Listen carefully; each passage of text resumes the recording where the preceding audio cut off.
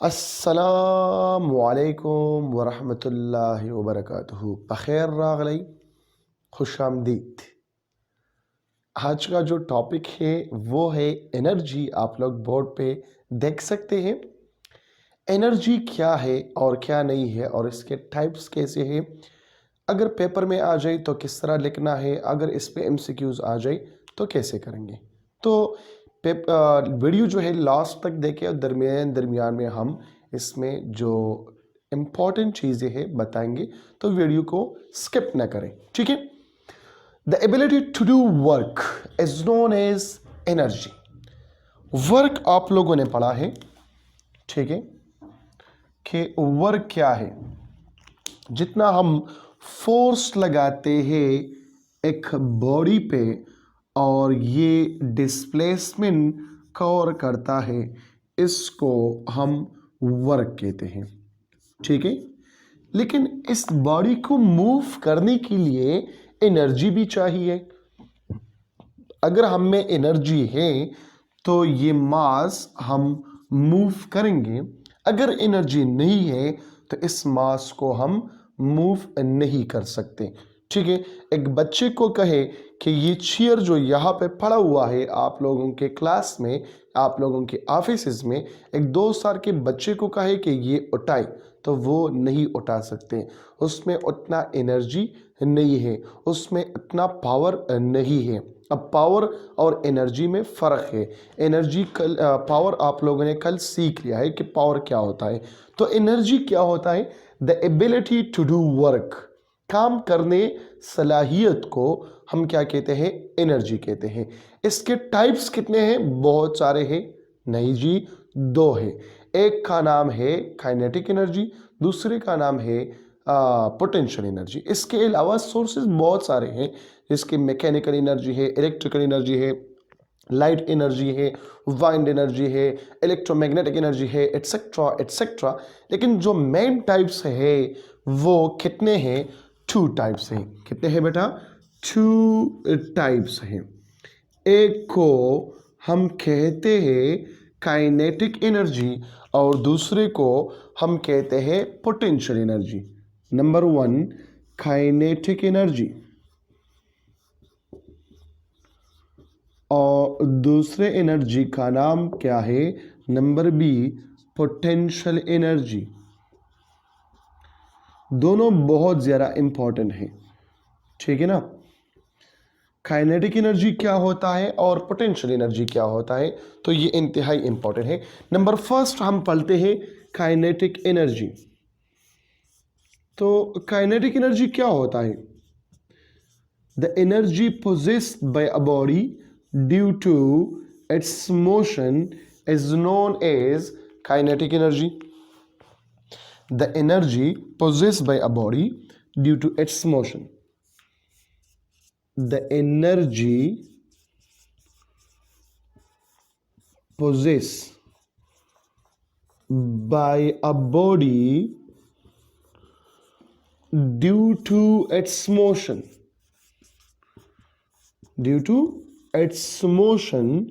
is called kinetic energy. मतलब जैसे जैसे मैं जा रहा हूँ, बॉडी जा रहे हैं, तो इसके साथ इसका एनर्जी भी जा रही है, ठीक है। इसमें जो एनर्जी होता है वो कौन सा है? काइनेटिक एनर्जी होता है। क्या होता है? काइनेटिक एनर्जी होता है। और काइनेटिक एनर्जी का मैथमेटिकली फॉर्म क्या है? मैथमेटिकली फॉर्म आप लोग लिखते हैं kinetic energy is equal to 1/2mv², ठीक है। नेचर में हम इसका लिखते हैं कि काइनेटिक एनर्जी हमारे पास क्या है? ये एक स्केलर क्वांटिटी है। काइनेटिक एनर्जी क्या है? It is a scalar quantity. अगर आप लोगों से कोई पूछे कि स्केलर क्वांटिटी क्यों है, हम कहते हैं यहाँ पे डॉट प्रोडक्ट आया है। देखो चैप्टर नंबर 2 में आप लोगों ने एक चीज पढ़ा है कि जब भी हम एक स्केलर के साथ वेक्टर को मल्टीप्लाई करते हैं तो रिजल्टेंट पे क्या आता है, वेक्टर आता है। लेकिन यहाँ पे स्केलर के साथ हमने वेक्टर मल्टीप्लाई किया है, फिर भी क्या आया है, ये स्केलर क्वांटिटी आया है। क्यों आया है जनाब, तो यहाँ पे असल में काइनेटिक एनर्जी ये किस चीज के बराबर है, 1/2 m into V dot V, dot product between two velocity है, ठीक है। तो अब यहां पे क्या है, 1/2 m v square cause of theta, v square cause of theta. लेकिन कॉज ऑफ थीटा है, अब ये दोनों सेम डायरेक्शन है, एस वी का और एस वी का डायरेक्शन क्या है, ये सेम है। तो इन दोनों के दरमियान एंगल होगा 0 डिग्री। जब 0 डिग्री है तो कॉस 0 डिग्री वो बराबर है किस चीज के, 1 के बराबर है। तो ये इक्वेशन आ जाएगा बेटा, kinetic energy is equal to 1/2 mv square आ गया, ठीक है। तो बिकॉज ऑफ डॉट प्रोडक्ट हम कहते हैं और बोलते भी है और लिखते भी है कि काइनेटिक एनर्जी क्या है, ये स्केलर क्वांटिटी है, ठीक है। अब इसका जो रिलेशन है, kinetic energy is equal to half mv square, ये कहां से आया है, ये हम किस तरह फाइंड करेंगे। तो देखो इसका प्रूफ क्या होगा बेटा, प्रूफ करें इसको, फिर आ जाएंगे इसके रिलेशंस की तरफ आ जाएंगे। प्रूफ करें और एक्सप्लेनेशन के साथ प्रूफ करें। कहिए यहां पे कि एक बॉडी है, ठीक है, ये पॉइंट नंबर 1 पे है जिसका मास क्या है, m, और इसका इनिशियल वेलोसिटी क्या है, 0 है। और यहां पे आप लोग खड़े हैं और यहां पे इस पे फोर्स लगाते हैं। जब फोर्स आपने इस पे अप्लाई किया और इसको धक्का लगाया तो ये मास यहां पे आ गया, इसने इतना डिस्प्लेसमेंट कवर किया और ये मास यहां पे आ गया है। अब ये मोशन में है, लेकिन इस पॉइंट पे इसका जो वेलोसिटी है वो क्या है, vf है। और ये vf किस चीज के बराबर है, ये v के बराबर है। क्यों v के बराबर है, क्योंकि ये बॉडी मोशन में है। अब किस चीज में है, मोशन में है। यहां पे तो vi 0 है, समझ आ रही बात की। तो मैंने फोर्स भी अप्लाई किया, डिस्प्लेसमेंट भी कवर हो गया और ये बॉडी मोशन में है। अब इस दौरान ये क्या है, मोशन में है। जब मोशन में है तो मेरे फोर्स से इसने डिस्प्लेसमेंट कवर किया, तो मतलब वर्क डन हो गया। ये वर्क डन किस चीज के बराबर है, F into S के बराबर है, F डॉट S। लेकिन ये दोनों सेम सिमत में जा रहे हैं, सेम डायरेक्शन में जा रहे हैं, तो इन दोनों के दरमियान एंगल कितना होगा, 0 डिग्री, और cos 0 बराबर है 1 के। तो मैं लगाता हूं कि ये वर्क डन किस चीज के बराबर है, F एंड S के बराबर हो गया। लेकिन ये F किस चीज के बराबर है, ये फोर्स किस चीज के बराबर है, according to Newton second law, F is equal to mn/a, linear acceleration है। ये क्या है, लीनियर एक्सेलरेशन है, ग्रेविटेशनल एक्सेलरेशन नहीं है, लीनियर एक्सेलरेशन है, वन डायमेंशनल एक्सेलरेशन है। ये वेलोसिटी में चेंजेस आते हैं, जब वेलोसिटी में चेंजेस आ गया तो एक्सेलरेशन प्रोड्यूस हो गया, जिसका नाम क्या है, ये है कौन सा एक्सेलरेशन, लीनियर एक्सेलरेशन हो गया। तो F का तो किस्सा खत्म हो गया। इसको मैं नाम देता हूं इक्वेशन नंबर I, इसको मैं नाम देता हूं इक्वेशन नंबर A। अब यहां पे इसका प्रॉब्लम है कि ये डिस्प्लेसमेंट इसने कितना कवर किया, यहां से लेकर यहां तक ये डिस्प्लेसमेंट कितना होगा, तो वो यहां पे मालूम करें, ठीक है। कि is from third equation of motion, from third equation of motion, third equation of motion में आप लोगों ने क्या पढ़ा है, आप लोगों ने पढ़ा है 2as is equal to vf square minus vi square. ये इक्वेशन आप लोगों ने पढ़ा है, vf square minus V I square. लेकिन according to this explanation V I क्या है बेटा, वो तो जीरो है, और वी एफ क्या है, वो वी के बराबर है। वैल्यू पुट करें, V I is equal to zero और वी एफ बराबर हो गया वी के। तो वैल्यू यहां पे लगाए, two A S is equal to, ये हो जाएगा वी स्क्वेयर माइनस जीरो, जिससे आ गया क्या, two A S is equal to V square, या इससे इसका वैल्यू निकाले तो ये आ जाएगा V square divided by two A. इसको आप लोग नाम दे दें इक्वेशन नंबर डबल आई। तो देखो इक्वेशन नंबर आई और इक्वेशन नंबर डबल आई, ये दोनों पुट करें किस इक्वेशन में, इक्वेशन नंबर ए में, तो ये आपके पास आ जाएगा क्या, एनर्जी आ जाएगा। कौन सा एनर्जी, काइनेटिक एनर्जी आ जाएगा। कौन सा एनर्जी आ जाएगा, काइनेटिक एनर्जी आ जाएगा।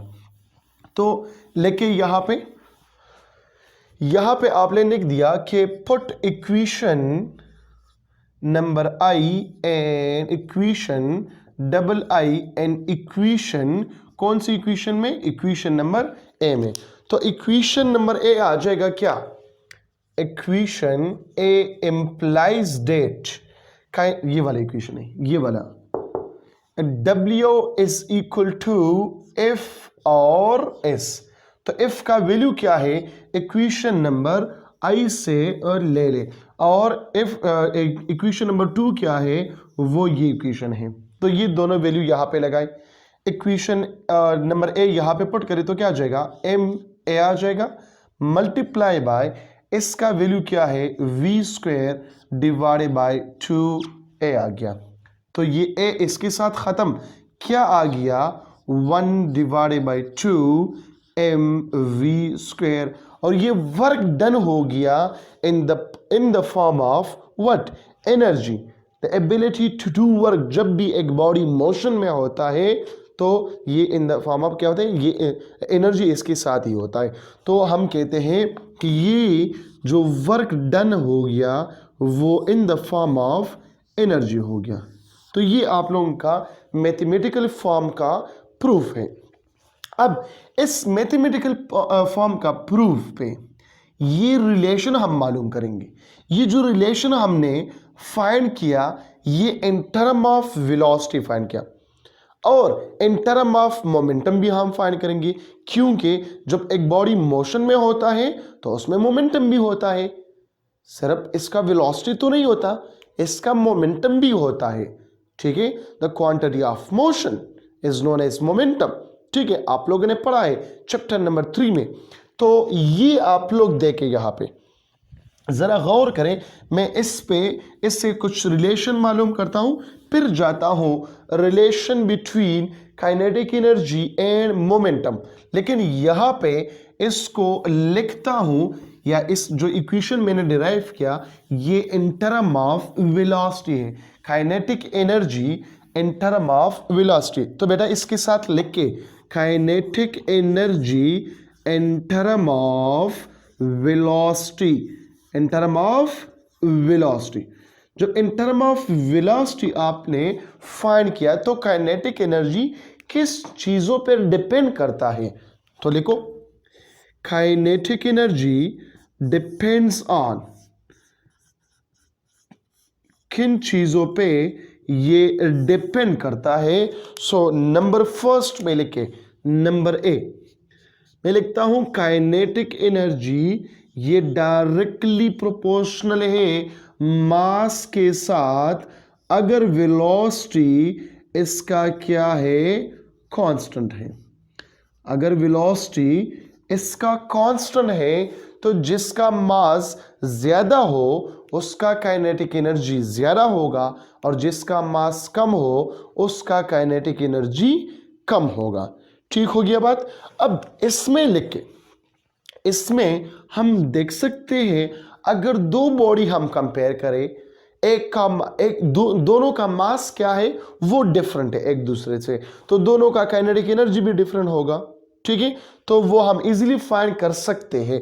कौन सी इक्वेशन से, ये मैं लिखता हूं kinetic energy 1 divided by kinetic energy 2 is equal to mass 1 divided by mass 2 sorry, kinetic energy 1 divided by kinetic energy 2, ये बराबर हो गया m1 डिवाइडेड बाय m2। और इस इक्वेशन से फर्दर इक्वेशन आप लोग बनाए। फर्दर इक्वेशन आप लोग किस तरह बनाएंगे? तो देखिए इजी है।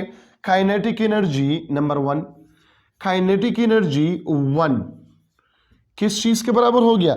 m1 divided by m2 multiply by kinetic energy 2। तो यहां पे लगाए m1 divided by m2 multiply by kinetic energy 2। Kinetic energy 2 मालूम करना है, so kinetic energy 2 is equal to, ये आ जाएगा क्या? m2 divided by m1 multiply by kinetic energy 1। Number 3 पे आप लोग मालूम कर सकते हैं मास 1 का वैल्यू।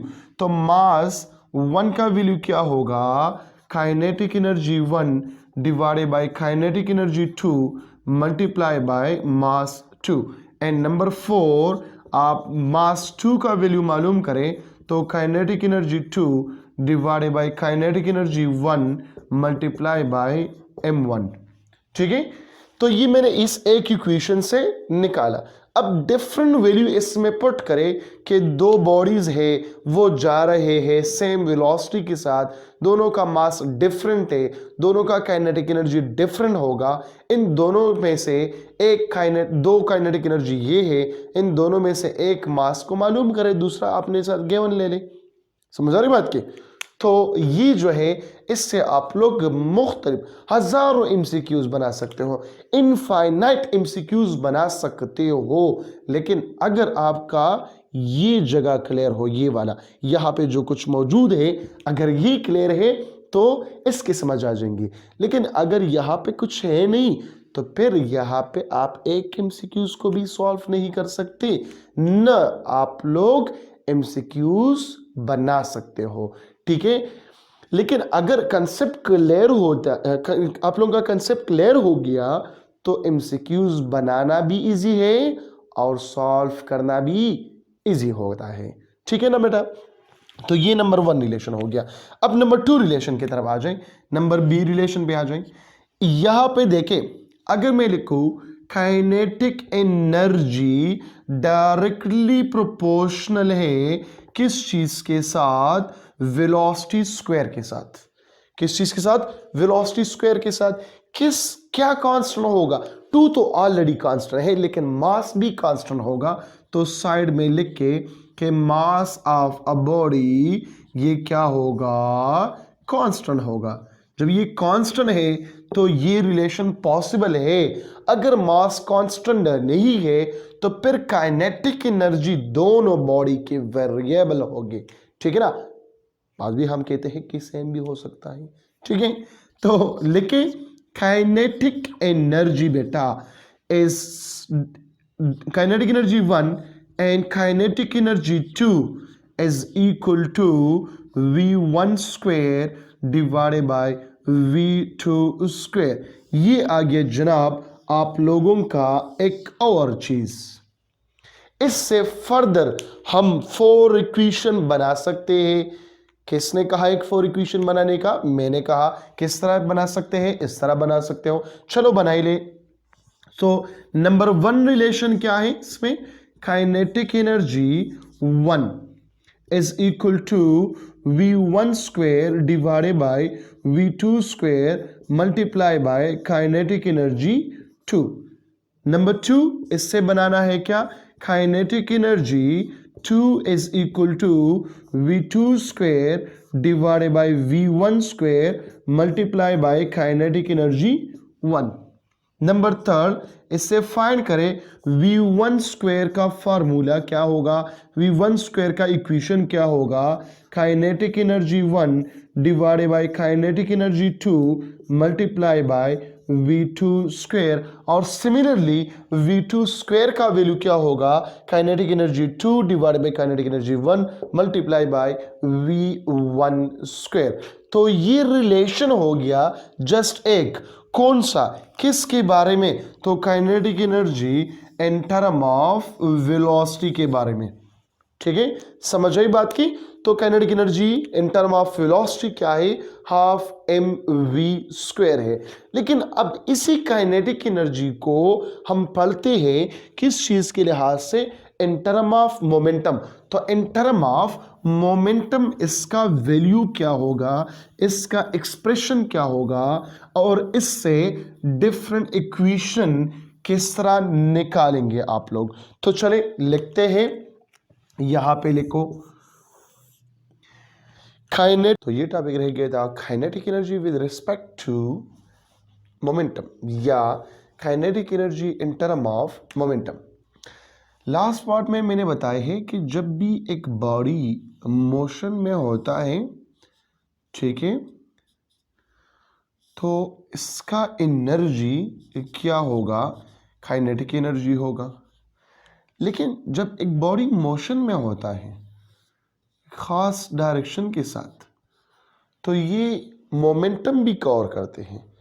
जिस तरह हमने पढ़ा है, the product of mass and velocity is called momentum. ठीक है, तो अब kinetic energy in term of momentum क्या है, लास्ट पार्ट में आप लोग देखे मैंने लिखा था, मैंने ये डिराइव किया था कि काइनेटिक एनर्जी किस चीज के बराबर है, 1/2 into mv स्क्वायर के बराबर है। ठीक है, मैं करता हूं multiplying and dividing both side by what, m को या बोथ साइड को छोड़े, multiplying and divide by m, इस साइड को मल्टीप्लाई भी करें m के साथ और डिवाइड भी करें m के साथ, तो क्या हो जाएगा, kinetic energy is equal to 1/2 mv square multiply by m divided by m। तो क्या होगा, ये होगा m square v square divided by 2m। Third chapter में आप लोगों ने पढ़ा है कि मोमेंटम किस चीज के बराबर है, एम वी के बराबर है।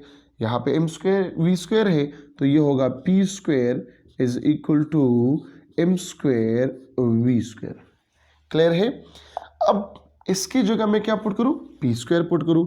So kinetic energy is equal to p square divided by 2m। ये हमारा इक्वेशन आ गया in term of kinetic energy. अब इससे रिलेशन किस तरह फाइंड करना है, तो देखिए यहां पे number 1, kinetic energy is directly proportional to momentum. ठीक है, p स्क्वायर के साथ ये डायरेक्टली रिलेशन है, लेकिन मास को क्या रखना होगा, कांस्टेंट रखना होगा। जिसका मोमेंटम ज्यादा है तो उसका काइनेटिक एनर्जी क्या होगा, ज्यादा होगा। ठीक है, इससे डिफरेंट रिलेशन खुद मालूम करें फिर कौन कौन सा है। काइनेटिक एनर्जी 1, अगर हम कंपैरिजन करते हैं दो बॉडीज की, तो kinetic energy 1 into kinetic energy 2 is equal to p1 square divided by p2 square. और इससे 4 इक्वेशंस आप लोग मालूम करें। काइनेटिक एनर्जी 1 का वैल्यू क्या है, काइनेटिक एनर्जी 2 का वैल्यू क्या है, p1 का वैल्यू है क्या है, और p2 का वैल्यू क्या है। या इसको हम लिख सकते हैं कि p1 डिवाइडेड बाय p2 ये बराबर है kinetic energy 1 divided by kinetic energy 2 into whole under the root. अगर हम मोमेंटम फाइंड करना चाहते हैं, इसका रेशो मालूम करना चाहते हैं और काइनेटिक एनर्जी गिवन है, तो इजीली फाइंड कर सकते हैं। ठीक है, सेकंड इसका रिलेशनशिप क्या है, काइनेटिक एनर्जी किस चीज के साथ। अब देखो, अब यहां पे रिलेशन है किस चीज के साथ, मास के साथ। किस चीज का, काइनेटिक एनर्जी का। तो हम कहते हैं kinetic energy is inversely proportional to mass, लेकिन क्या रखना होगा, P is equal to constant रखना होगा। ठीक है, अच्छा ये क्या बात हो गई, उधर क्या था, kinetic energy directly proportional to mass, यहाँ पे इनवर्सली प्रोपोर्शनल टू मास है। लेकिन वहां पे हमने कहा था कि जब वेलोसिटी कांस्टेंट हो तो फिर ये क्या होगा, काइनेटिक एनर्जी डायरेक्टली प्रोपोर्शनल होगा मास के साथ, लेकिन यहाँ पे मोमेंटम कांस्टेंट है। जो मोमेंटम कांस्टेंट है इसका मतलब काइनेटिक एनर्जी का मास के साथ रिलेशनशिप क्या है, इनवर्स रिलेशन है। और इससे क्या मालूम करें, इससे रिलेशंस मालूम करें। कौन सी रिलेशन मालूम करें, kinetic energy 1 divided by kinetic energy 2 is equal to m2 divided by m1। और इससे डिफरेंट रिलेशन और आ जाएंगे कि काइनेटिक एनर्जी 1 का वैल्यू क्या है, काइनेटिक एनर्जी 2 का वैल्यू क्या है, जिस तरह लास्ट पार्ट में मैंने बताया था। चलो यहाँ पे लिखता हूँ, काइनेटिक एनर्जी 1 का वैल्यू क्या होगा, m2 divided by m1 multiply by kinetic energy 2।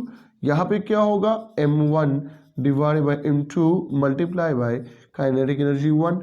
इसी तरह m1 और m2 का वैल्यू भी निकालें।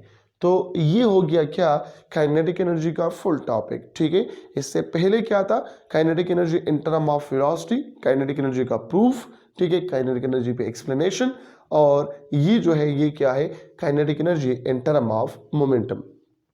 अब बात हो रही है किस चीज की, पोटेंशियल एनर्जी की, कि पोटेंशियल एनर्जी क्या है, तो वो भी इंपॉर्टेंट है, वो देखें। क्योंकि एनर्जी के कितने टाइप्स हैं, एनर्जी के दो टाइप्स है, एक को हमने कहा है पोटेंशियल एनर्जी, एक को हमने कहा है काइनेटिक एनर्जी। काइनेटिक एनर्जी की समझ तो हमें आ गई है, पोटेंशियल एनर्जी क्या होता है, क्या होता है ये तो हमें भी पता नहीं है। चलो पता लगाते हैं कि पोटेंशियल एनर्जी क्या होगा। तो यहाँ पे टॉपिक का नाम दे दें potential energy.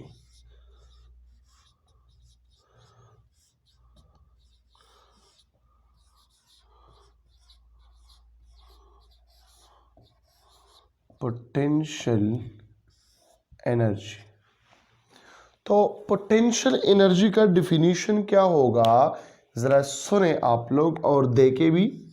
Definition, the energy possessed, the energy possessed by a body, possessed by a body। अब देखो, due to its position, due to what, its position,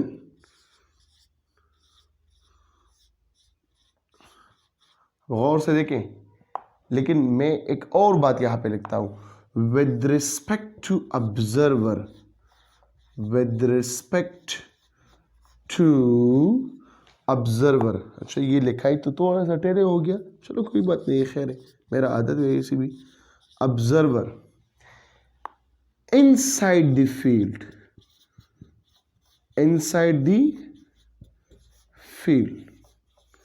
देखो तीन बातें मैंने यहाँ पे किया है। अच्छा ये तो बहुत ज़्यादा बुरा नज़र आ रहा है, ये वाला, ये मैं थोड़ा सा ठीक करता हूँ। Due to its position with respect to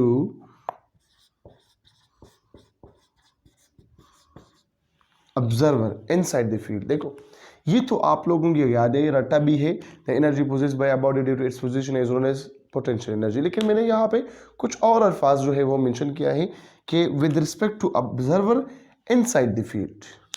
तो तीन बातें हम यहाँ पे डिस्कस करेंगे पोटेंशियल एनर्जी में, कि विद रिस्पेक्ट टू पोजीशन, इसका मतलब क्या है, नंबर 2 ऑब्जर्वर का मतलब क्या है, and number 3 inside the field का मतलब क्या है। ठीक हो गया। लेकिन यहाँ पे एक्सप्लेनेशन में मैं थोड़ा सा इसको लिखता हूँ कुछ इस तरह कि पोटेंशियल एनर्जी का फिनोमेना क्या है, ये रिलेटिव है। Potential energy is a relative phenomena, ये रिलेटिव है, ठीक है। और दूसरा मैं लिखता हूं कि पोटेंशियल एनर्जी एसोसिएटेड है विथ फील्ड, इज एसोसिएटेड, अच्छा स्पेलिंग अगर गलत है तो ठीक करे फिर, with field. Without field potential energy नहीं होता। मतलब पोटेंशियल एनर्जी के लिए जो ज़रूरत होगी वो किस चीज़ की होगी, फील्ड के लिए होगी। चलो अब एक्सप्लेनेशन की तरफ मैं आता हूँ और 3 चीज़ें मैं यहाँ पे एक्सप्लेन करता हूँ, position, observer and inside the field. आप लोगों ने पढ़ा भी होगा, सुना भी होगा कि ये पोटेंशियल एनर्जी किस चीज़ के बराबर है। आप लोग कह रहे potential energy is equal to mgh के बराबर है, ठीक है। लेकिन mgh कहाँ से आता है, कैसे आता है, वो भी आप लोगों को पता है। W is equal to fs, तो f की जगह आपने पुट किया है mg और इसके जगह आपने पुट किया है h। लेकिन थोड़ा सा इसको फर्दर एक्सप्लेन करें, अगर पेपर में लिखते हो तो इसको फर्दर एक्सप्लेन करें कि इसका मतलब क्या है। मैंने यहां पे बात किया है by a body due to its position. इसका नंबर ए पार्ट में डिस्कस करता हूं, potential energy due to its position. Potential energy due to its position, ठीक है। इट्स पोजीशन पे किस क्या मतलब इसका, यहाँ पे क्या एनर्जी, पोटेंशियल एनर्जी क्या होगा, वहां पे पोटेंशियल एनर्जी क्या होगा। अगर सेम चीजें हैं और on the surface of the अर्थ पे मैं खड़ा हूं तो दोनों का पोटेंशियल एनर्जी तो सेम होगा। लेकिन फॉर एग्जांपल सपोज करें ये क्या है, सरफेस ऑफ द अर्थ है, क्या है, सरफेस ऑफ अर्थ है। अब दो बॉडीज है, या इसका फील्ड कितना है, इस अर्थ का फील्ड कितना है, ये अर्थ का फील्ड है, ठीक है। ये अर्थ का क्या हो गया, फील्ड हो गया। जब ये अर्थ का फील्ड है तो मैं कहता हूं एक बॉडी यहां पर है, मास m1, और एक बॉडी यहां पर है, मास m2, और आप साहिब करम यहां पे मौजूद हो, ठीक है। पहले आप इसके तरफ देखते हैं, ठीक है, यहां पे कि इसका पोटेंशियल एनर्जी क्या होगा। तो अब इसको मेजर करते हैं विद रिस्पेक्ट टू हाइट, कि यहाँ पे हाइट कितना है, ठीक है, वो है h1। तो क्या लिखते हैं यहाँ पे कि पोटेंशियल एनर्जी, इसका फॉर एग्जांपल u से मैं रिप्रेजेंट करता हूँ, ये होगा mgh। मास कितना है, ठीक है, g कितना है 9.8 मीटर पर सेकंड स्क्वायर, h कितना है वो यहाँ पे क्या करते हो, पुट करते हैं और आपके पास रिक्वायर्ड पोटेंशियल एनर्जी का वैल्यू आ जाता है। लेकिन यहाँ पे m2, इसका हाइट कितना है, वो है h2। तो यहाँ पे जो पोटेंशियल एनर्जी को होगा, ये u2 नाम देता हूँ इसको u1, ये क्या होगा mgh2। इसका मास 2 पुट करें, इसका मास 1 पुट करें, ठीक है, कि मास 2 कितना है, इसमें g कितना है, ये टोटल h कितना है, ये वैल्यू पुट करें। तो ये u1 और u2 ये दोनों क्या होगा, डिफरेंट होगा। अब पोजीशन दोनों का क्या है, वो अलग है। इसका पोजीशन इससे थोड़ा सा ऊपर है, इसका पोजीशन इससे थोड़ा सा कम है, तो इसका पोटेंशियल एनर्जी कम आ जाएगा, इसका पोटेंशियल एनर्जी ज्यादा आ जाएगा, ठीक है। फॉर एग्जांपल एक बंदा यहाँ पे है तो इसके लिए ये ज्यादा होगा, ये भी कम होगा। लेकिन ये तो पोजीशन की बात हो गई, ठीक है, क्लियर हो गई। अब यहाँ पर मौजूद है, यहाँ पे मौजूद है, यहाँ पे मौजूद है, यहाँ पे मौजूद है। दूसरी बात यहाँ पे मैंने क्या है, इनसाइड द फील्ड। तो ये इनसाइड द फील्ड आप मालूम करें। अगर ये मास यहाँ पे है, ये मास यहाँ पे है, तो फिर हम मालूम नहीं कर सकते, क्योंकि वहां पे g क्या है, 0 है। जब ये ग्रेविटेशनल फील्ड से आप बाहर चले जाए तो 0 हो गया ना, तो फिर तो पोटेंशियल एनर्जी वहां पे नहीं होता। उस पर एक अलग किस्म का एनर्जी है जिसका नाम क्या है, एब्सोल्यूट पोटेंशियल एनर्जी है। वो हम इंशाल्लाह नेक्स्ट लेक्चर में हम इसको कवर करेंगे, ठीक है। लेकिन अब यहाँ पे एक चीज और भी है with respect to observer. Observer का मतलब क्या है, फॉर एग्जांपल यहां पर लिखो potential energy due to observer. ये मैंने लिखा हुआ है कि ये कौन सा फिनोमेना है, ये रिलेटिव है। अब रिलेटिव का मतलब क्या है बेटा, फॉर एग्जाम्पल ये सरफेस ऑफ द अर्थ है, ठीक है, और यहां पे इसका क्या है, यहां तक इसका फील्ड है। मैं देखता हूं कि ये नजर आ रहा है कि नहीं आ रहा। ये इसका क्या है, ये अर्थ है, और ये इसका क्या है, ये फील्ड नजर आ रहा है जो ऊपर है। यहां पे आपका घर है, मौजूद है। कहां पे आपका घर मौजूद है, यहां पे आपका घर मौजूद है। तो घर तो यहां पे है, लेकिन एक फ्लोर इसका ये है, ठीक है।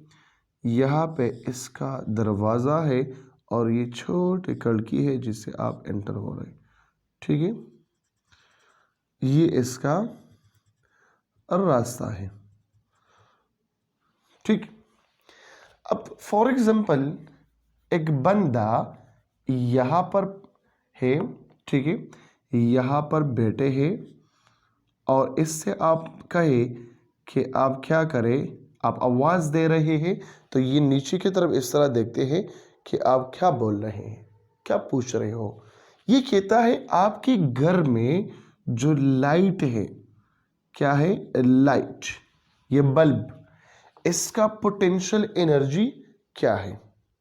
तो यहां पे एक बंदा है, अब देखो ये है, ये आप हो, यहां पे मौजूद हो। अच्छा, ये तो इस तरह में ये होगा, इसको आवाज दे रहे हैं, इस तरह देखते हैं, ठीक है, कि यहां पे आपके घर पे जो बल्ब है उसका पोटेंशियल एनर्जी मालूम करें और मुझे बताए। समझ आ रही बात की। एक ऑब्जर्वर ये है, इसको मैं ए नाम देता हूं, इसको मैं बी नाम देता हूं। अच्छा, ये भी इशारा करता है कि ये वाला बल्ब, तो ये कहता है हाँ बिल्कुल यही वाला बल्ब। तो अब ये क्या कम करता है, ये हाइट मेजर करते हैं कि यहां से इस फ्लोर तक इसका हाइट कितना है, ये हो गया h1। फिर इसका मास इसको मालूम है, फॉर एग्जांपल इसका मास क्या है, m1 है। तो ये जल्दी जल्दी कैलकुलेट करते हैं कि W is equal to M G H, या potential energy is equal to M G H, ठीक है। यहाँ पे ग्रेविटी क्या होगा, 9.8 मीटर पर सेकंड होगा। तो ये जल्दी से मालूम करते हैं कौन सा फार्मूले से, U is equal to m1 GH1, ठीक है। ये वाला बंदा फिर उसको बताते हैं कि सपोज करें इसका पोटेंशियल एनर्जी कितना है, 10 जूल है। कितना है, 10 जूल है। अब ये वाला बंदा जो है, ये यहां पे बैठे हैं, क्या करते हैं, ये खुद मालूम करते हैं कि यहां से यहां तक ये जो हाइट है वो कितना है। सपोज करें ये वाला मैं यहां पे लिखता हूं, ये क्या है, H2। ये मैयर करते हैं, मैयरमेंट की बारी किसकी है, ए की है। तो ये क्या मैयर करते हैं कि यहां पे पोटेंशियल एनर्जी ये बराबर है m1 g, लेकिन लगाते हैं H2। यहां पे H1 है, यहां पे H2 है। अगर आप लोग गौर करें तो H1 कम है लेकिन H2 ज्यादा है। क्यों ज्यादा है, क्योंकि बेटा यहाँ पे जो रेफरेंस फ्रेम है वो अलग है, यहाँ पे रेफरेंस फ्रेम अलग है, इसके लिए पोटेंशियल एनर्जी अलग होगा, इसके लिए पोटेंशियल एनर्जी अलग होगा। देखो इसका जो रेफरेंस फ्रेम है ये यहाँ पे है, ठीक है। ये जो है क्या है, एक्स एक्सिस है, यहाँ पे इसका वाई एक्सिस, और फॉर एग्जांपल ये जेड एक्सिस। तो जब भी ये बंदा अगर मोशन में है तो एक्सिस इसके साथ चले जाते हैं, और इसका जो रेफरेंस फ्रेम है वो इधर ये है। फॉर एग्जांपल मैं बनाता हूं आप लोगों को, ये क्या है, ये एक कोऑर्डिनेट सिस्टम है। यहाँ पे एक बॉडी जो मोशन करते हैं along X axis, along Y axis, along Z axis, ठीक है। लेकिन अगर एक बंदा, ये मार्कर जो है ब्लैक मार्कर जो नजर आ रहे, फॉर एग्जांपल ये मैं हूं, जहां पे मैं जा रहा हूं तो ये रेफरेंस फ्रेम मेरे साथ ही जाएगा। देखो मैं जा रहा हूं तो रेफरेंस फ्रेम भी मुझसे ही, मेरे साथ ही जाएंगे। लेकिन अब इसका रेफरेंस फ्रेम अलग है, इसका रेफरेंस फ्रेम अलग है, तो यहाँ पे पोटेंशियल एनर्जी अलग होगा, यहाँ पे पोटेंशियल एनर्जी अलग होगा। तो मैंने यहाँ पे लिखा हुआ है कि energy possessed by a body due to its position with respect to observer जहाँ पे ऑब्जर्वर होता है उसके लिए पोटेंशियल एनर्जी डिफरेंट होगा। इन दोनों का जो पोटेंशियल एनर्जी है वो सेम नहीं होगा।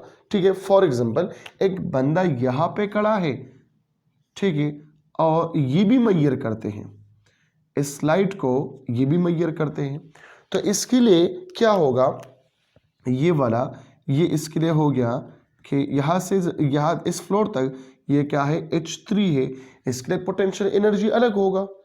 यहाँ पे एक बंदा पड़ा खड़ा है, इसके लिए पोटेंशियल एनर्जी अलग होगा। यहाँ पे है, इसके लिए पोटेंशियल एनर्जी अलग होगा। यहाँ पर है, इसके लिए पोटेंशियल एनर्जी यहाँ होगा। लेकिन अगर यहाँ पे मौजूद है लाइट के साथ, अगर इस तरह है, फॉर एग्जाम्पल ये लाइट है, ठीक है, और ये बंदा यहाँ पर मौजूद है, लाइट के साथ ही मौजूद है, तो वो कहेगा कि इसका पोटेंशियल एनर्जी मौजूद ही नहीं है। समझ आ रही बात की? मौजूद होगा विद रिस्पेक्ट टू पोजीशन। अब इसके लिए पोजीशन तो ये है, ठीक है, इसी तरह है, बिल्कुल एग्जैक्टली इस फ्लोर के साथ मौजूद है, तो फिर ये क्या कहेगा, इसके पोटेंशियल एनर्जी तो मौजूद नहीं है, क्योंकि ये बंदा जो है ये अपनी जगह पे है, लेकिन लाइट भी यहाँ पे मौजूद है। ये लाइट इसके साथ है, इसका हाइट तो 0 है, इसके लिहाज से इसका हाइट 0 है, वो कहेगा इसका पोटेंशियल एनर्जी नहीं है। लेकिन ये कहता है इसका पोटेंशियल एनर्जी है, कम है, ये कहता है नहीं जी इसका पोटेंशियल एनर्जी है, ज़्यादा है, ये कहते हैं कि नहीं, आप दोनों गलत बात करते हैं, इसका पोटेंशियल एनर्जी मौजूद है, लेकिन यहाँ पे इंटरमीडिएट है, ना आपका ठीक है ना आपका ठीक है, ये मेरा वाला ठीक है। तो फिर हम इसका सोल्यूशन निकालते हैं कि बेटा आप तीनों वाले सही है, आप चौथों वाले सही है, ठीक है, आप चारों वाले सही है। क्यों? क्योंकि पोटेंशियल एनर्जी एक रिलेटिव फिनोमेना है, ठीक है, कि हर एक ऑब्जर्वर के लिए पोटेंशियल एनर्जी डिफरेंट होगा। ठीक हो गया। तो नंबर थर्ड मैंने लिखा हुआ है, नंबर फर्स्ट मैंने लिखा है पोटेंशियल एनर्जी इज रिलेटिव या due to its position with respect to observer. उम्मीद करता हूँ आप लोगों को समझ आ जाएगी, ठीक है, और कंसेप्ट भी क्लियर होगा। नंबर 2 मैंने लिखा है potential energy is associated with field. जहाँ पे फील्ड मौजूद हो पोटेंशियल एनर्जी हम मालूम कर सकते हैं, लेकिन अगर फील्ड मौजूद नहीं हो तो फिर हम पोटेंशियल एनर्जी को मालूम नहीं कर सकते। अब जब ये फील्ड से बाहर चली जाए एक बॉडी, तो उस पोटेंशियल एनर्जी का नाम हमने रखा है एब्सोल्यूट पोटेंशियल एनर्जी। वो इंशाल्लाह नेक्स्ट लेक्चर में हम करेंगे, ठीक है। थैंक यू सो मच, अपना बहुत सारा ख्याल रखें, अल्लाह हाफिज़। अस्सलामुअलैकुम वरहमतुल्लाहि वबरकातुहू। उम्मीद रखता हूँ आप लोग सब ठीक ठाक और खुश होंगे। आज का जो हमारा टॉपिक है वो है एब्सोल्यूट पोटेंशियल एनर्जी। इससे पहले आप लोगों ने पोटेंशियल एनर्जी पढ़ा है, ग्रेविटेशनल पोटेंशियल एनर्जी, और बहुत डिटेल में आप लोगों को मैंने समझाए है और आप लोगों ने पढ़ा है, ठीक है। अब यहाँ पे एब्सोल्यूट पोटेंशियल एनर्जी का मतलब क्या है? एब्सोल्यूट का मतलब क्या है? True, fixed, constant potential energy. क्योंकि वहाँ पे अगर आप लोगों को याद है, हमने कहा था कि पोटेंशियल एनर्जी इस पॉइंट पे अलग होगा, इस पॉइंट पे अलग है, इस पॉइंट पे अलग है, with respect to position, with respect to observer potential energy का वैल्यू चेंज होता था। अब हम ट्रू वैल्यू मालूम करते हैं, एक कांस्टेंट वैल्यू मालूम करते हैं, किस चीज़ का? पोटेंशियल एनर्जी का। अब ग्रेविटेशनल पोटेंशियल एनर्जी है, ठीक है, यहाँ पे जी लगाए, एब्सोल्यूट ग्रेविटेशनल पोटेंशियल एनर्जी। तो डिफिनीशन क्या है बेटा? वो मैंने लिखा है energy at a point inside in gravitational field with respect to a point outside the gravitational field, मतलब जीरो पोटेंशियल या जीरो ग्रेविटी, ठीक है। इसको हम क्या कहते हैं? एब्सोल्यूट ग्रेविटेशनल पोटेंशियल एनर्जी कहते हैं। देखो, एनर्जी कौन से पॉइंट पे? Inside the gravitational field. कौन से पॉइंट तक? Outside the gravitational field. जहां पे ग्रेविटी जीरो होता है तो वहां पर भी पोटेंशियल भी जीरो होगा, क्योंकि पोटेंशियल एनर्जी हमने कहा था कि ये हमेशा के लिए क्या होता है? ये ऑलवेज एसोसिएटेड विद फील्ड। जब फील्ड खत्म हो गया तो वहां पर पोटेंशियल एनर्जी भी खत्म होगा, ठीक है। सपोज करें ये एक अर्थ है, ठीक है, और यहां पे एक बॉडी मैंने रखा है, जिसका मास m है, इसको मैं ले जाता हूं ऊपर की तरफ। ये कौन सा पॉइंट है? ये लास्ट पॉइंट है, मतलब इससे ऊपर जो है वो फिर दूसरा फील्ड शुरू होता है, स्पेस शुरू होता है। इस पॉइंट पे क्या है? ग्रेविटी जीरो है। मतलब ये कौन सा पॉइंट है? इसको मैं नाम देता हूं इन्फिनिटी पॉइंट देता हूं, ठीक है। और ये जो पॉइंट है, ये पॉइंट नंबर 1 है, सरफेस ऑफ द अर्थ है, ठीक है। अब इस बॉडी को मैं ऊपर की तरफ फेंकता हूं, ऊपर की तरफ लेके जाता हूं। इस पॉइंट तक जब ये बॉडी आ जाए तो पोटेंशियल एनर्जी इस पर क्या होगा? इसको हम कहते हैं एब्सोल्यूट पोटेंशियल एनर्जी। जब इससे ऊपर हो जाए तो फिर क्या होगा? पोटेंशियल एनर्जी तो सब कुछ जीरो होता है। क्यों जीरो होता है? क्योंकि वो फील्ड से बाहर चला गया, ठीक है। अब देखो गौर से, इसके लिए फोर्स चाहिए। वो फोर्स कौन सा फोर्स होगा? एक फोर्स होगा अप्लाइड फोर्स, जो हम लगाते हैं। फॉर एग्जांपल ये बॉडी है, सरफेस ऑफ द अर्थ पे है, इसको हम मूव करते हैं इस तरह, ठीक है, यहां पे लेके आ जाते हैं, तो एक इसका हो गया अप्लाइड फोर्स। दूसरा जो फोर्स होगा वो कौन सा फोर्स होगा? देखो, मैं जब एक बॉडी को मूव करता हूं तो ग्रेविटेशनल फोर्स डाउनवर्ड लगता है, इसके अगेंस्ट में जा रहा हूं तो ग्रेविटेशनल फोर्स भी लगेगा। लेकिन यहाँ पे जो हम इस्तेमाल करेंगे, जो फोर्स कंसिडर करेंगे, वो ग्रेविटेशनल फोर्स कंसिडर करेंगे, क्योंकि हमारा काम का चीज़ जो है वो ग्रेविटेशनल फोर्स है। ग्रेविटेशनल फोर्स यहाँ पर क्या है, यहाँ पर क्या है, यहाँ पर जितना हम ऊपर की तरफ जा रहे हैं तो ग्रेविटेशनल फोर्स हमारी ऊपर क्या हो जा रहे हैं, वो कम होते जा रहे हैं, ठीक है ना। लेकिन एक बात जहन में याद रखें, ये बॉडी जो लेके जाना है इस पॉइंट से लेकर इस पॉइंट तक, ये कौन सा पॉइंट है? ये एंड पॉइंट है। लेकिन एक बात अपने साथ याद रखें कि ये बॉडी इक्विलिब्रियम पोजीशन में होगा। क्या होगा?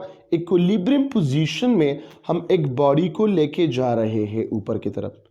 इस बॉडी को हम एक्सेलरेट नहीं करते, इस बॉडी को इक्विलिब्रियम पोजीशन पे लेके जा रहे हैं। जब इस बॉडी को इक्विलिब्रियम पोजीशन में मैं लेके जा रहा हूं तो यहाँ पे एक डाउनवर्ड फोर्स लगता है और इस पे एक फोर्स मैं लगाता हूं, तो अप्लाइड फोर्स और ग्रेविटेशनल फोर्स ये equal in magnitude but in opposite direction होगा। मतलब ग्रेविटेशनल फोर्स मेरे फोर्स की इक्वल होगा लेकिन अपोजिट डायरेक्शन में होगा। जितना फोर्स मैं लगाता हूं इतना फोर्स ये भी लगाता है कि ये चीज वापस छोड़े सरफेस ऑफ द अर्थ पे, लेकिन मैं चाहता हूं कि नहीं, ये मैं ऊपर लेके जा रहा हूं, ठीक है ना। जितना फोर्स मैं ऊपर की तरफ लगाता हूं इतना ये फोर्स नीचे की तरफ लगाते हैं। तो देखो, जितना जितना जितना मैं दूर जा रहा हूं तो ग्रेविटेशनल फोर्स मुझ पे कम हो रहा है, क्योंकि ये जो फोर्स मैं लगाता हूं ये फोर्स कौन सा होगा? वेरिएबल फोर्स होगा। कांस्टेंट फोर्स कभी भी नहीं होगा। मतलब कांस्टेंट फोर्स के साथ मैं नहीं जा रहा। क्यों? जहां जहां पे ग्रेविटेशनल फोर्स मेरे ऊपर क्या होते जा रहे, कम होते जा रहे, तो उस टाइम मेरा फोर्स भी क्या होगा? कम होते जाएगा। जितना वो फोर्स लगाता है नीचे की तरफ खींचना, इतना मैं ज्यादा फोर्स लगाऊंगा। वो ज्यादा फोर्स लगाते हैं, मैं ज्यादा फोर्स लगाऊंगा। अब वहां पे फोर्स क्या होता है जा रहे, कम होते जा रहे, तो यहां पर मैं फोर्स लगाऊंगा क्या? कम। मतलब यहाँ पे जो अप्लाइड फोर्स है वो कौन सा फोर्स होगा? वेरिएबल फोर्स होगा, ठीक है। अब वेरिएबल फोर्स के लिए आपने वर्क डन मालूम किया है, सेकंड लेक्चर थर्ड लेक्चर में आप लोग देखें work done in a variable force. यहां से लेकर यहां तक वर्क डन करना है, और हर जगह पे फोर्स क्या होता है? वो डिफरेंट होता है। यहां से लेकर यहां तक, यहां से लेकर यहां तक, यहां से लेकर यहां तक, यहां से लेकर यहां तक, तो डिफरेंट जगहों पे फोर्स क्या होगा? डिफरेंट होगा। जहां एक यहाँ पे ज्यादा होगा, यहाँ पे कम, यहाँ से इससे भी कम। जितना हम ऊपर की तरफ जा रहे हैं तो ग्रेविटेशनल फोर्स कम होते जा रहे हैं और इस हमारा अप्लाइड फोर्स भी कम होते जा रहे हैं, ठीक है। तो यहाँ पे वेरिएबल फोर्स अप्लाई करना है। जब वेरिएबल फोर्स अप्लाई करना है, जो डिस्टेंस कवर होता है वो भी वेरिएबल है, लेकिन मैं इस डिस्टेंस को यहाँ से लेकर जो इन्फिनिटी तक ये डिस्टेंस है, मैं इसको डिवाइड करता हूँ इनफाइनाइट लेंथ में, लेकिन इक्वल डिस्टेंस पे हम डिवाइड करेंगे, ठीक है जनाब। यहाँ पे है फॉर एग्जांपल एक लेंथ यहाँ पे है, इसको हम देते हैं R1, इसको हम देते हैं R2, इसको हम देते हैं R3, इसको हम देते हैं R4, R5 up to so on, और इसको हम लेके जाते हैं इस पॉइंट पे। ये क्या हो गया Rn-1 और ये क्या है n है। ठीक है बेटा, मतलब ये 1 है, ये 2, ये 3, ये 4, ये 5, ये 6 अप टू सो ऑन। ये पॉइंट क्या है n-1 और ये पॉइंट क्या है ये n पॉइंट है। ठीक है, अब सॉरी, अब इसका जो डिस्टेंस है इसको मैं नाम देता हूं क्या R1 नाम देता हूं, यहां से लेकर यहां तक। या सपोज करें इसको आप लोग नाम दे दें R, क्या नाम दे दें R, और यहां से लेकर यहां तक जो डिस्टेंस है सरफेस ऑफ द अर्थ है, यहाँ पर इस पॉइंट पे सेंटर ऑफ द बॉडी पे ये कितना है, ये है R1। यहां से लेकर यहां पे एक बॉडी आ गया, तो इस सरफेस से लेकर यहां तक इस सेंटर पे ये कितना होगा, ये R2 होगा, ये R3 होगा, ये R4 होगा, और इसी तरह हम लेके जा रहे हैं ये Rn-1 और ये कौन सा होगा Rn होगा। समझ आ रही बात की? तो यहाँ पे R1, यहाँ पे R2, यहाँ पे R3, यहाँ पे R4, R5, R6 up to so on Rn। ये R क्या है, ये डिस्टेंस है, ठीक है, from the between the centre of the bodies, यहाँ से यहाँ तक, यहाँ से यहाँ तक, यहाँ से यहाँ तक, क्योंकि हम इक्विलिब्रियम पोजीशन के साथ ऊपर की तरफ जा रहे हैं। ठीक है, अब वर्क डन मालूम करना है, टोटल वर्क डन मालूम करना है, क्योंकि ये तो टोटल वर्क डन है। अगर आप लोगों को मैं याद दिला दूं, यहाँ पे करता हूँ, ये एक ग्राफ मैंने आप लोगों को समझाया था कि इस पॉइंट पे वर्क क्या है, इस पॉइंट पे वर्क क्या है, इस पॉइंट पे वर्क है, क्योंकि एक जगह पे जो है फोर्स इंक्रीज होता है, दूसरी जगह पे डिक्रीज होता है। Work done and variable force already आप लोगों ने पढ़ा है। ठीक है, तो अब इस पॉइंट पे क्या है, यहाँ पे वर्क डन क्या है, यहाँ पे वर्क डन क्या है, यहाँ पे वर्क डन क्या है, यहाँ पे वर्क डन क्या है, लेकिन हम मालूम करते हैं वर्क डन फ्रॉम 1 to 2, फिर फ्रॉम 2 to 3, फिर 3 to 4, 4 to 5, 5 to 6, 6 to 7, 7 to 8 up to so on n-1 से लेकर n तक मालूम करना है। तो ये टोटल वर्क होगा कि इतना वर्क मैंने किया सरफेस ऑफ द अर्थ पे, मतलब इनसाइड द फील्ड से लेकर आउटसाइड द फील्ड तक मैंने कितना वर्क डन किया, तो मैं टोटल निकालूंगा। वो टोटल वर्क डन किस चीज के बराबर है, वो ग्रेविटेशनल पोटेंशियल एनर्जी के बराबर है। लेकिन कौन से ग्रेविटेशनल पोटेंशियल एनर्जी की, एब्सोल्यूट ग्रेविटेशनल पोटेंशियल एनर्जी है। तो वो एब्सोल्यूट ग्रेविटेशनल पोटेंशियल वैल्यू क्या है, एब्सोल्यूट ग्रेविटेशनल पोटेंशियल का जो वैल्यू है वो है -GM-EM, और यहाँ पे है divided by RE, radius of the अर्थ। तो यहाँ पे इसको हम प्रूफ करने जा रहे हैं, लेकिन ये क्या है, ये G है ग्रेविटेशनल कांस्टेंट, आप लोगों ने पढ़ा है। ठीक है, ये क्या है, ग्रेविटेशनल कांस्टेंट है, और ये ME क्या है, ये मास ऑफ द अर्थ है, मास ऑफ अर्थ है। ठीक है, ये M क्या है, स्मॉल m, ये है मास ऑफ अ बॉडी, जो बॉडी हम लेके जाते हैं वो मास ऑफ बॉडी हो गया, और RE क्या है, ये है रेडियस ऑफ अर्थ। अब इसको हम प्रूफ करने जा रहे हैं, ठीक है, कि ये कहाँ से आता है, ये -GMEM डिवाइडेड बाई RE। तो देखो यहाँ पे एक लाइन में ड्रा करता हूँ और फिर लिखता हूँ कि यहाँ से लेकर यहाँ तक भी एक लाइन ड्रा करें। ठीक है, देखो इस पॉइंट से एक बॉडी को मूव करना है इस पॉइंट तक, वर्क डन मालूम करेंगे हम। वो work done, total work done किस चीज के बराबर है, वो बराबर है work 1 to 2 plus work 2 to 3 plus up to so on. फिर वर्क मालूम करना है वर्क n-1 से लेकर n तक, कि यहां पे वर्क क्या होगा। ठीक है, तो अब यहां पे इसको मैं नाम देता हूं for example equation number asterisk, मतलब इक्वेशन नंबर स्टार आ गया, ये मेन इक्वेशन है, हम इसमें पुटिंग करेंगे।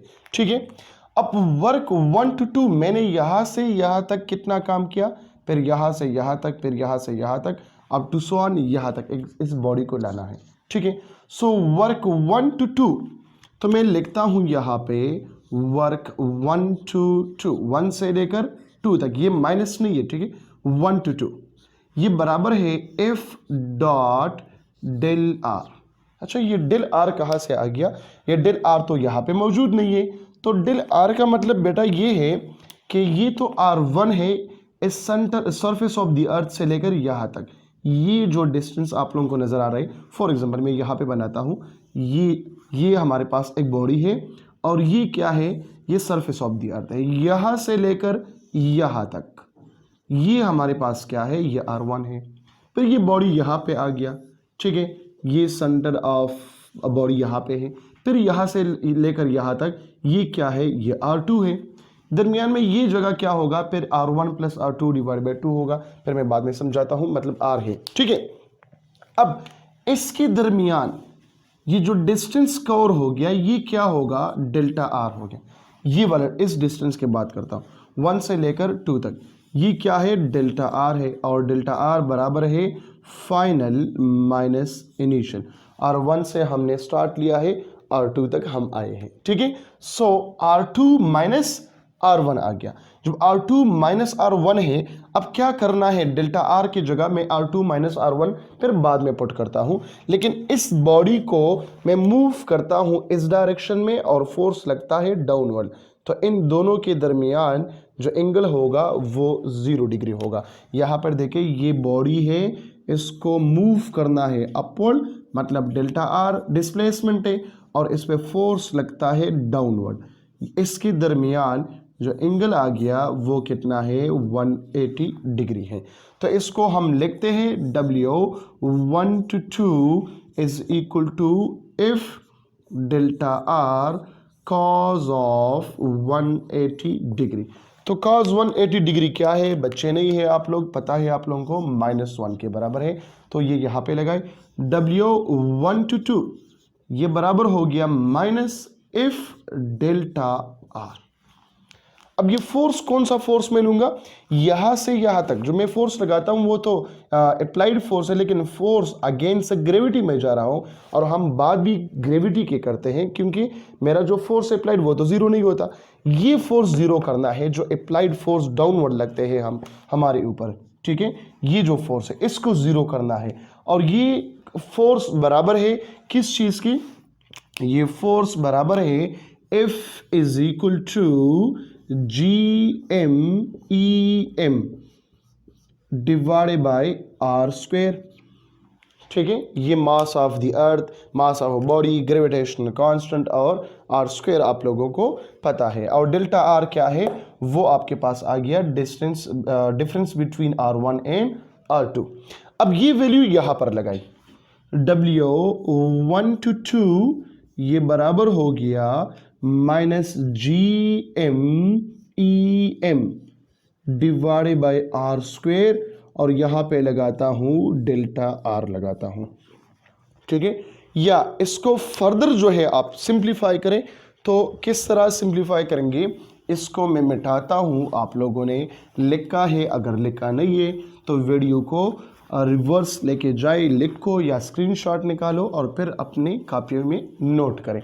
अब यहाँ पे देखें, इसको मैं लिखता हूं W1 to 2, गौर से देखें बेटा, ये इंपॉर्टेंट स्टेप्स है, ये है -GMEM, और यहाँ पे लिखता हूं delta R divided by R square, या इसको फर्दर में लिखता हूं W1 से लेकर 2 तक ये बराबर है -GMEM, और यहाँ पे लगाता हूँ R2 minus R1 divided by R square, ठीक है।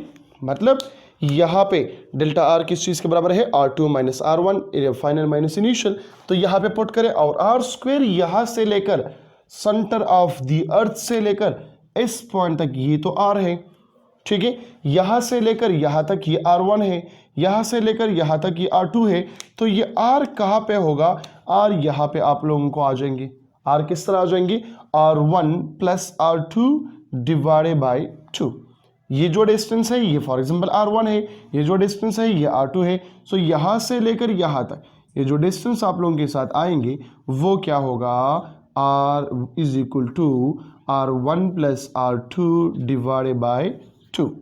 या आप लोग एवरेज भी मालूम कर सकते हो, जिस तरह मैंने बताया है कि जहाँ जहाँ पे हम स्मॉल डिवीजन लेते हैं तो वहाँ पे हम इस्तेमाल करेंगे वर्ड कौन सा, एवरेज। तो यहाँ पे आप लोग एवरेज वर्ड भी इस्तेमाल कर सकते हो। अब एवरेज डिस्टेंस मालूम करना है बिटवीन R1 एंड R2, वो एवरेज क्या होगा, तो इसको मैं नाम देता हूँ फॉर एग्जांपल ए नाम देता हूँ, ठीक है। अब इस ए के लिए मालूम करना है आर स्क्वायर। देखो इसका एक आसान तरीका भी है, लेकिन आप लोगों के बुक में जो आतर है उसने थोड़े से स्टेप्स किए हैं, तो मैं भी चाहता हूं कि वो आप लोगों को करा दूं, इजीली आप लोग समझेंगे फिर आप जब बुक को ओपन करें। तो आर स्क्वायर का वैल्यू क्या होगा, आर का वैल्यू क्या है, तो R1 plus R2 divided by 2 है। एवरेज आपने ले लिया, ठीक है। अब R2 का वैल्यू क्या है, डेल्टा R से निकाले, बेहतर हो गया। डेल्टा R बराबर है R2 माइनस R1, तो R2 का वैल्यू होगा डेल्टा R प्लस R1 होगा, ठीक है। ये वैल्यू उठा के यहां पर पुट करें तो क्या होगा, R is equal to R1 plus R2 का वैल्यू क्या है R2 का वैल्यू मैंने पुट किया R1 plus delta R divided by 2। R1 plus R1 is equal to 2R1 plus delta R divided by 2। इसको अलग अलग करें तो ये क्या होगा, 2R1 divided by 2 plus delta R divided by 2। लेकिन 2 इसके साथ खत्म हो गया, ये R का वैल्यू आ गया। किसका वैल्यू आ गया, R का वैल्यू आ गया। तो यहां पे इसका वैल्यू क्या होगा, ये यहां पे तो R स्क्वायर है और यहां पे मैंने R मालूम किया, तो आप लोग भी R स्क्वायर मालूम करें। यहां पे एक लाइन ड्रा करता हूं, ये होगा R इज इक्वल टू, ये है R1 plus delta R divided by 2। यहां पर जब स्क्वायर लेता हूं तो दोनों साइड पे स्क्वायर होगा, यहां पर भी स्क्वायर होगा। तो ये स्क्वायर आप जब ओपन करें तो ये आपके पास आता है कौन सा formula, a plus B whole square. ये कौन सा है, A square plus B square plus 2ab। आप लोग ने 8, 9, 10 फर्स्ट ईयर सेकंड ईयर, जो मेडिकल की स्टूडेंट है उसने नहीं पढ़ा, लेकिन जो इंजीनियरिंग के स्टूडेंट है उन लोगों ने फर्स्ट ईयर सेकंड ईयर में पढ़ा है, और जो मेडिकल की स्टूडेंट है उसने 9, 10 में पढ़ा है, ठीक है। तो यहाँ पर पुटिंग करें, देखो R1 स्क्वायर ये ए स्क्वायर हो गया, प्लस बी स्क्वायर क्या होगा, R delta R divided by 2, लेकिन यहाँ पे क्या होगा, delta R square divide by 4, और यहाँ पे होगा 2 इंटू फर्स्ट एंड सेकंड। तो जब 2 इंटू फर्स्ट एंड सेकंड होता है तो यहाँ पे आ जाएगा क्या, डेल्टा R, मैं डायरेक्ट करता हूँ, ठीक है। ये होगा R1 delta R divided by क्या होगा, फॉर एग्जांपल ये आ गया 2। अब इसमें आप लोग क्या करें और क्या नहीं करना। अच्छा यहाँ पे 4 है तो ये 2 2 इसके साथ ख़त्म होता है, R1 इंटू डेल्टा R आता है, ठीक है। अब यहाँ पे देखो मैं क्या करता हूँ, R1 square plus R1 delta R और plus delta R square divided by 4। अब यहां से लेकर यहां तक जो डिस्टेंस है ये स्मॉलर डिस्टेंस है, और जब हम स्मॉल पे स्क्वायर लेते हैं वो और भी स्मॉलर हो जाता है, और जब इसको आप डिवाइड करते हैं 4 से वो और भी स्मॉल हो जाता है। तो मैं कहता हूं ये अप्रॉक्सीमेटली इक्वल टू 0 है, एग्जैक्ट 0 नहीं है, अप्रॉक्सीमेटली इक्वल टू 0 है। कौन सा टर्म, ये टर्म मैंने ले लिया कि ये अप्रॉक्सीमेटली इक्वल टू 0 है। तो हमारे पास जस्ट 2 टर्म्स आ गई, कौन कौन से है, ये है R1 square plus R1 delta R। Value put करें तो डेल्टा R का वैल्यू क्या है, वो है ये वाला वैल्यू R2 माइनस R1। तो R1 स्क्वायर बराबर है किस चीज़ के, R1, और यहाँ पे आ गया R2 माइनस R1। इसको जब मल्टीप्लाई करें तो R1 R2 minus R1 square, तो R1 स्क्वायर के साथ ख़त्म, और आ जाएंगे हमारे पास जो रिजल्टेंट वैल्यू है वो है R1 इंटू R2। ये आ गया R स्क्वायर का वैल्यू आ गया। तो ये इक्वेशन आता है, ये जो R का वैल्यू होगा, यहाँ पे R स्क्वायर है तो R स्क्वायर का वैल्यू आप लोगों ने फाइंड किया, वो क्या है, R1 इंटू R2। तो वर्क 1 से लेकर 2 तक इसमें वैल्यू पुट करें, आपके पास आ जाएंगे क्या, ये मैं मिटाता हूँ यहाँ से, इक्वेशन नंबर स्टेरिक जो है वो ना मिटाए आप लोग भी। तो यहाँ पे लगाए कि आर स्क्वायर का वैल्यू आ गया R1 into R2। Equation number A आ जाएंगे क्या, ये वाले इक्वेशन आ जाएंगे। वर्क 1 to 2 ये आ गया GMEM, वहां पे माइनस है तो यहां पर भी माइनस लगाता हूं, और R2 माइनस R1 ये अपनी जगह पे आ गया, R2 माइनस R1, और R स्क्वायर की जगह ये वैल्यू लगाई, कौन सा, R1 इंटू R2। ठीक है, तो W वर्क 1 से लेकर 2 तक ये आ गया माइनस GMEM, और यहाँ पे आ जाएगा R2 divided by R1 R2, और यहाँ पे आ जाएगा minus R1 divided by R1 and R2। तो यहाँ पे क्या है देखिए गौर से, R1 के साथ खत्म, R2 के साथ खत्म, कौन से टर्म रह जाएंगे, 1 over R1 minus 1 over R2, लिखो यहाँ पे 1 over W1 to 2 minus GMEM, और यहाँ पे आ गया 1 over R1 minus 1 over R2। ये आ गया, इसको नाम दे दे इक्वेशन नंबर 1। मैंने एक वर्क मालूम किया 1 से लेकर 2 तक, अब दूसरी बारी है 2 से लेकर 3 तक, 3 से लेकर 4 तक, 4 से लेकर 5 तक, up to so on Rn minus 1 से लेकर Rn तक।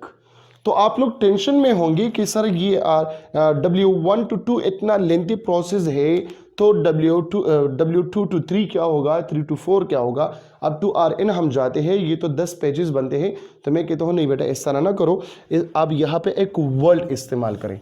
कौन सा वर्ड इस्तेमाल करें, एक आसान सा वर्ड इस्तेमाल करें जिसका नाम है सिमिलरली।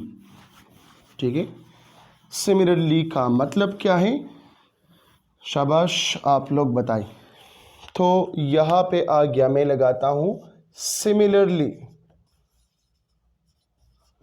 तो सिमिलरली क्या है, वर्क 2 to 3 क्या है, वर्क 2 to 4 क्या है, 3 to 4, 4 to 5, 5 to 6 up to so on.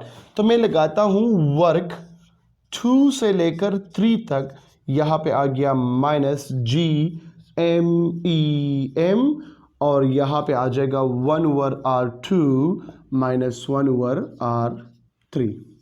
इसी तरह वर्क 3 से लेकर 4 तक कितना होगा, ये होगा minus GMEM, work 1 over R3 minus 1 over R4, यहां तक आ गया। ठीक है, फिर 4 से 5, 5 से 6 अप टू सो ऑन। मैं आता हूं इससे, मतलब Rn माइनस 1 टू Rn, कि इसको जल्दी से हम खत्म करें। तो ये होगा क्या, Wn माइनस 1 पॉइंट से लेकर n तक, ये आ जाएगा माइनस GMEM, मतलब ये अपनी जगह पे आ जाएंगे, माइनस अपनी जगह पे आता है, यहाँ पे हम लगाएंगे 1 ओवर Rn माइनस 1 और माइनस 1 ओवर Rn। ठीक है, तो बेटा आपने वहां पे नाम दिया है 1, यहाँ पे आप लोग नाम दे रहे 2, यहाँ पे नाम दे रहे 3, यहाँ पे नाम दे रहे अप टू सो ऑन। इस इक्वेशन को मैंने n नाम दे दिया। So equation number 1 2 3 4 5 6 7 8 9 10 up to so on up to n, ये यहां से उठा के कौन सी इक्वेशन में पुट करें, इक्वेशन नंबर स्टेरिक में पुट करें। लेकिन मैं यहाँ पे एक स्टेप डायरेक्ट करूंगा, वो कौन सा स्टेप है, आप लोग इक्वेशन नंबर 1 में देखें, 2 में देखें, 3 में देखें, 4 में देखें, ये चीज काम आ रहा है, कौन सा, माइनस GMEM, ये मैं कॉमन लूंगा, और बाकी जो है वो सिंपल एडिशन है, 1 over R1 minus 1 over R2 plus 1 over R2 minus 1 over R3 plus 1 over R3 minus 1 over R4 plus 1 over R4 minus 1 over R5 up to so on, plus 1 over Rn minus 1 minus 1 over Rn। तो net equation जो आता है वो क्या होगा, तो ये चीज मैं मिटाता हूं। अब इक्वेशन नंबर स्टेरिक तो वैसे भी हमें याद है, और ये डायग्राम भी मैं मिटाता हूं कि ये जगह हमारे पास खाली हो जाए। अब यहां पे देखें, इक्वेशन नंबर स्टेरिक में ये सब कुछ पुट करें। इक्वेशन नंबर स्टेरिक क्या था, वो था W टोटल क्या था, 1 से लेकर इन्फिनिटी तक, वो W टोटल है। वो क्या था, W1 से लेकर 2 तक, W2 से लेकर 3 तक अप टू सो ऑन, ये आ गया प्लस Wn माइनस 1 से लेकर n तक। ठीक है, वैल्यू पुट करके, तो ये सब चीज़ें सेम है, तो यहाँ पर भी मैं सेम लेता हूँ कि टोटल वर्क डन ये बराबर है -GMEM, और यहाँ पे आ गया 1/R1 माइनस, ये पहले 1 था, 1/R1 minus 1/R2 plus 1/R2 minus 1/R3 plus 1/R3 up to so on. हमारा जो लास्ट इक्वेशन है ये आ जाएगी 1/RN। अब यहाँ पे गौर करें कि ये जो इक्वेशन है 1/R2, R2 खत्म, R3 खत्म, R4 खत्म, R5 खत्म, फर्स्ट एंड लास्ट इक्वेशन आ जाएंगे। कौन कौन से? R1 और Rn आ जाएंगे। सो WT आ गया क्या? -GMEM। यहाँ पे आ गया 1/R1 माइनस 1/Rn, ये इक्वेशन आ गया। यहाँ पे लास्ट में क्या आता है? माइनस आते हैं। लेकिन अगर आप लोग देखें ये डायग्राम में थोड़ा सा वापस जो है आप लोगों को रिकॉल कराता हूँ। ये इन्फिनिटी पॉइंट है और ये क्या, कौन सा पॉइंट था? सरफेस ऑफ द अर्थ था। तो Rn कौन से पॉइंट पे है? इन्फिनिटी पॉइंट पे है। लेकिन यहाँ पे जो R है ये R1, ये यहाँ पे वैल्यू क्या है? ये रेडियस ऑफ द अर्थ है। तो वैल्यू लगाओ, R1 बराबर है RE के और Rn बराबर है इन्फिनिटी के। लेकिन 1/Rn बराबर हो गया 1/इन्फिनिटी, और 1/इन्फिनिटी किस चीज़ के बराबर है? 0 के बराबर है। जब 0 के बराबर हो गया तो ये इक्वेशन आ जाएंगे क्या? W total is equal to -GMEM, और यहाँ पे होगा डिवाइडेड बाय RE। मैंने 2-3 स्टेप यहाँ पे स्किप किया और डायरेक्ट जो है ये स्टेप पे मैंने जंप लगाया। इस इक्वेशन को हम कहते हैं कि ये हमारे पास क्या है? एब्सोल्यूट पोटेंशियल एनर्जी है। क्या है? एब्सोल्यूट पोटेंशियल एनर्जी है। तो इंशाल्लाह नेक्स्ट लेक्चर में इसको और भी थोड़ा सा डिटेल में पढ़ूंगा। मतलब इसके बाद जो स्टेप्स आ रहे हैं कि ग्रेविटेशनल पोटेंशियल क्या है, और उस लेक्चर में हम डिस्कस करेंगे, हम कंपेयर करेंगे एब्सोल्यूट पोटेंशियल एनर्जी और ग्रेविटेशनल पोटेंशियल एनर्जी के, इन दोनों में फ़र्क क्या है, कौन कौन किन किन चीज़ों पे ये डिपेंड करता है और कैसे डिपेंड करता है, और एमसीक्यूज़ कैसे इससे आता है, क्योंकि ये एमसीक्यूज़ के लिए इम्पोर्टेंट है। दूसरी बात ये कि लॉन्ग क्वेश्चन में पॉसिबिलिटी है कि ये आ जाए। सो अपना बहुत सारा ख्याल रखें। Thank you so much. अल्लाह हाफिज़।